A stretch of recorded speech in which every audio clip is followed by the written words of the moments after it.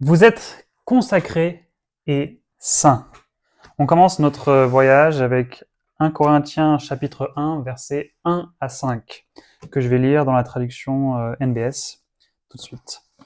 Paul, apôtre de Jésus-Christ par appel, par la volonté de Dieu, et le frère Sostène, à l'église de Dieu qui est à Corinthe, à ceux qui ont été consacrés en Jésus-Christ et qui sont saints par appel, avec tous ceux qui, en tout lieu, invoquent le nom de notre Seigneur Jésus-Christ, qui est leur Seigneur comme le nôtre. Grâce et paix à vous de la part de Dieu notre Père et du Seigneur Jésus-Christ. Je rends toujours grâce à mon Dieu à votre sujet, pour la grâce de Dieu qui vous a été accordée en Jésus-Christ, car en lui, vous êtes devenus riches de tout, de toute parole et de toute connaissance. Voilà. Alors la phrase vous êtes dans ces versets, c'est à la fin, vous êtes devenus riches, mais la partie sur laquelle je voulais insister, c'est ce début. En fait, finalement, on a la définition de l'Église, entre guillemets, par Paul, puisqu'il dit, voilà, il dit, c'est lui l'auteur avec le frère Sostène, et puis les destinataires, le destinataire, c'est l'Église de Dieu qui est à Corinthe. Et donc après, il décrit cette Église, ceux qui ont été consacrés en Jésus-Christ et qui sont saints par appel. Donc l'Église, c'est ceux qui sont consacrés, ceux qui sont saints par appel, ceux qui invoquent le nom de notre Seigneur Jésus-Christ en tout lieu. Ça, c'est finalement l'Église. Et ça, ce serait l'Église qu'on peut appeler l'Église universelle, l'Église avec un E majuscule. Euh, voilà. C'est important de garder ça en tête avant toute chose, parce que notre identité doit être claire pour nous par rapport à notre appel et par rapport à qui nous sommes dans l'identité que Dieu nous donne en fait. On est consacré, ça veut dire que finalement on a été choisi pour être mis à part. C'est pas nous qui avons fait quoi que ce soit, c'est le fait qu'on a été appelé qui nous rend saints, qui nous rend dédiés à un service saint. Et tout ça, ça se fait par Jésus-Christ. Donc là, on voit vraiment que au verset 2, on est consacré en Jésus-Christ. Ceux qui invoquent le nom de notre Seigneur Jésus-Christ, et grâce et paix de la part de notre Dieu, notre Père et du Seigneur Jésus-Christ.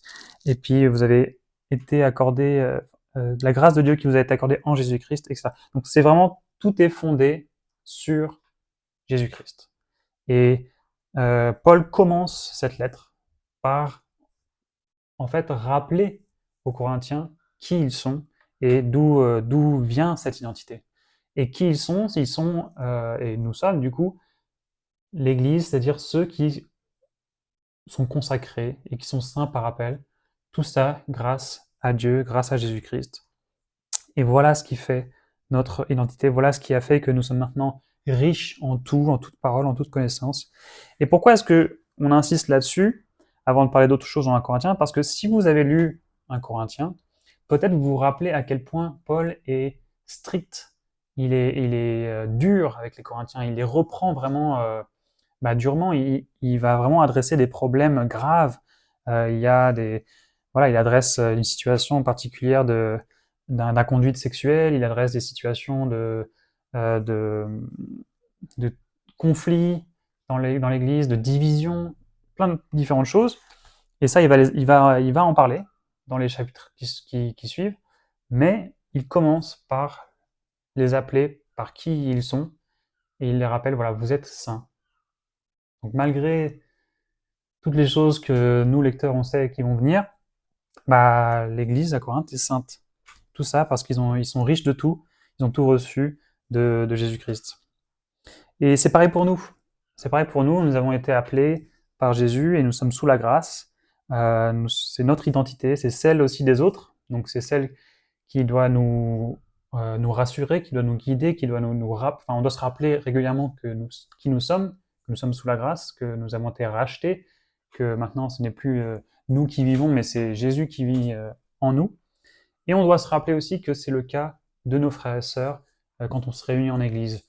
Le frère qui dit quelque chose de déplacé, la sœur qui fait une remarque qui me plaît pas, la personne qui chante un peu faux, bon, toutes ces choses, quand on se réunit en Église, c'est bien de se rappeler, on est tous finalement riches de tout, on a tout reçu et on est tous consacrés et saints par Jésus-Christ.